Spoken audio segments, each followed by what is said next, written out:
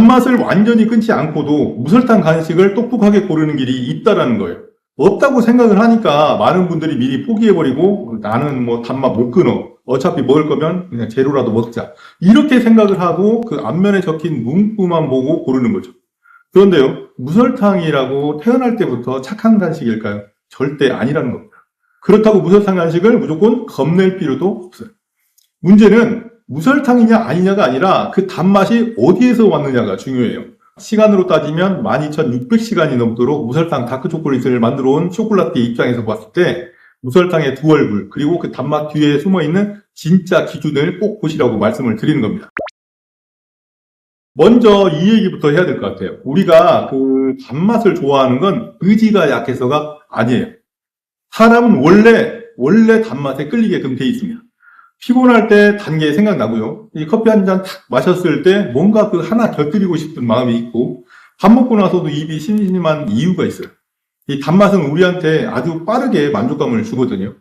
그러니까 단맛을 좋아하는 마음 자체를 나쁘게 볼 필요는 없다라는 거죠. 문제는 단맛을 좋아하는 마음이 아니라 그 마음을 편하게 만들어주는 그 문구들 있잖아요. 그거에 너무 빨리 믿어버리기 때문에 문제가 생기는 겁니다. 대표적인 말이 바로 이 무설탕, 제로 슈가, 저당 이런 표현들이죠. 이 단어들이 사람 마음을 편하게 만들어요. 설탕이 없네? 그럼 일반 간식보다 낫겠구나. 이 정도면 괜찮겠지. 그런데 여기에서 꼭 멈춰서 질문을 해야 합니다. 무설탕인데 왜 달까요? 설탕이 없는데도 단맛이 난다는 것은 단맛이 사라진 게 아니잖아요. 단맛을 내는 방식이 바뀌었다는 뜻이죠. 이게 오늘 제 이야기의 핵심입니다.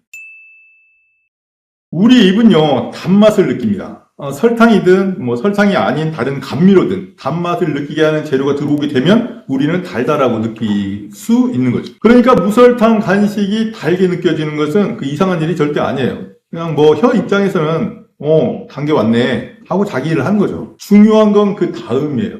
그 단맛이 무엇으로 냈느냐? 알룰로스, 에리스리톨, 스테비아, 수크랄로스, 아스파탐, 말티톨 이 제품마다 이 단맛을 내는 방식이 굉장히 많아요. 그리고 감미료마다 그 입안에서 느껴지는 그 느낌도 다 다르거든요. 어떤 단맛은 이제 깔끔하게 지나가죠. 그게 이제 알룰로스 같은 경우고 시원하게 느껴지는 것도 있어요. 이게 대표적인 게 자일리톨 같은 거예요. 굉장히 적은 양으로도 굉장히 강한 단맛을 내는 게 있어요. 이게 스테비아입니다. 어떤 단맛은 그 제품의 본래 맛보다 앞서 나올 수도 있어요. 이게 아스파탐이나 수크랄로스, 말티톨 같은 거죠. 제가 무설탕 다크초콜릿을 만들면서 가장 어렵게 느꼈던 게 바로 이 부분이에요. 초콜릿은 단맛으로만 먹는 음식이 아니거든요. 카카오의 쌉싸름함, 고소한 향, 입안에서 녹는 질감, 마지막에 남는 그 여운까지 함께 느끼는 음식이잖아요. 그런데 이 감미료의 단맛이 너무 튀어버리면 카카오가 뒤로 밀려버립니다. 반대로 단맛이 너무 부족하면 이 처음 드시는 분들은 너무 써서 드실 수가 없는 거예요. 그러니까 무설탕 다크초콜릿은 그냥 설탕만 빼면 끝나는 음식이 아니었던 거예요. 설탕을 뺀 자리에 어떤 단맛을, 어느 정도를, 어떤 함량의 카카오와 맞출 것인가. 이 균형이 너무 중요했어요. 여기서 무설탕의 첫 번째 얼굴이 나옵니다. 무설탕은 분명히 하나의 선택지가 될 수 있어요. 단맛을 완전히 끊기 어려운 분들한테는 일반적인 단간식 말고도 다른 선택지를 줄 수 있죠. 저는 이 부분을 부정하고 싶지는 않아요. 사람이 어떻게 평생 단맛을 끊고 삽니까? 그렇잖아요. 기쁜 날에도 단맛이 생각나고 힘든 날에도 단맛이 또 생각나고 커피 한 잔 마시면 옆에 케이크도 생각이 나죠. 단맛은 그냥 맛이 아니라 우리 일상에서 그 작은 위로 같은 거라고 보시면 돼요. 그런데 무설탕의 두 번째 얼굴도 보셔야 돼요. 이 무설탕이라는 말이 때로는 마음에 면죄부처럼 느껴질 때가 있거든요. 무설탕이니까 하나 더 먹어도 괜찮다. 제로니까 오늘 괜찮겠지. 설탕이 없으니까 많이 먹어도 되겠지. 이렇게 생각하기가 쉽다는 겁니다. 하지만 무설탕은 더 많이 먹기 위한 허락이 아니에요. 꼭 기억하셔야 됩니다. 무설탕은요, 한 번 더 확인하라고 하는 신호에 가깝습니다. 이 제품은 무엇으로 단맛을 냈지? 단맛이 너무 강한 거 아닌가?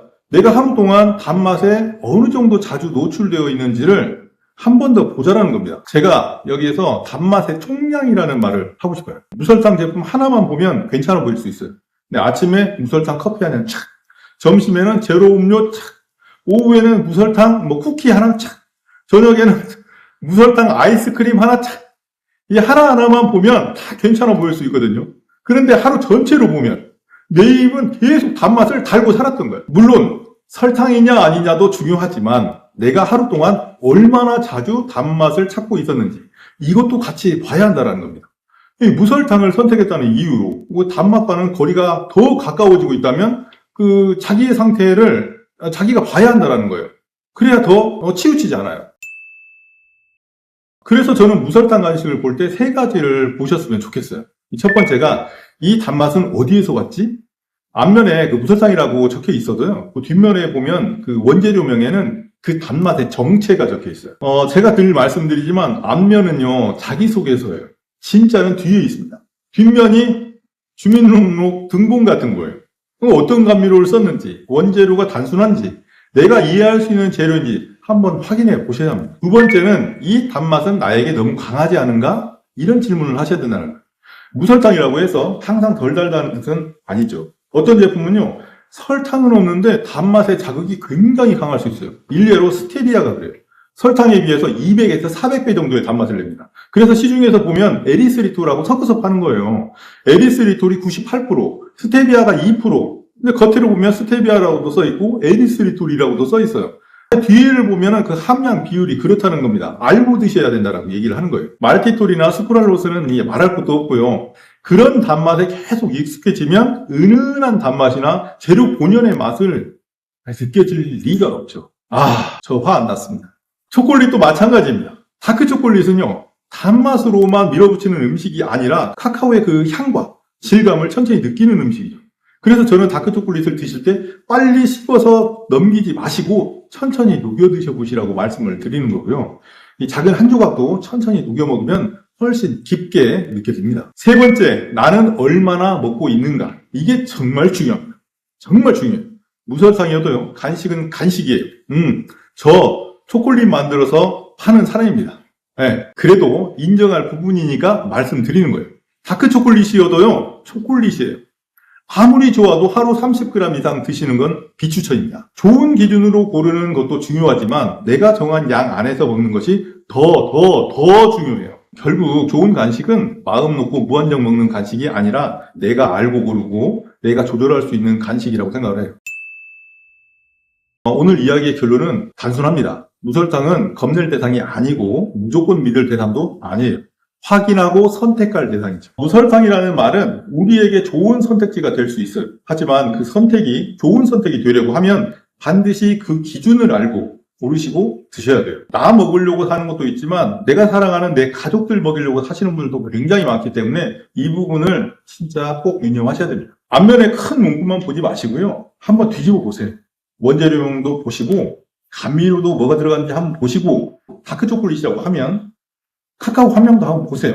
내가 이해할 수 있는 재료인지 보시라는 거죠. 그리고 내가 정한 양 안에서 천천히 드셔보세요. 자, 오늘부터 무설탕 간식을 보실 때 이 질문을 하시면서 드셔야 돼요. 단맛은 어디에서 왔지?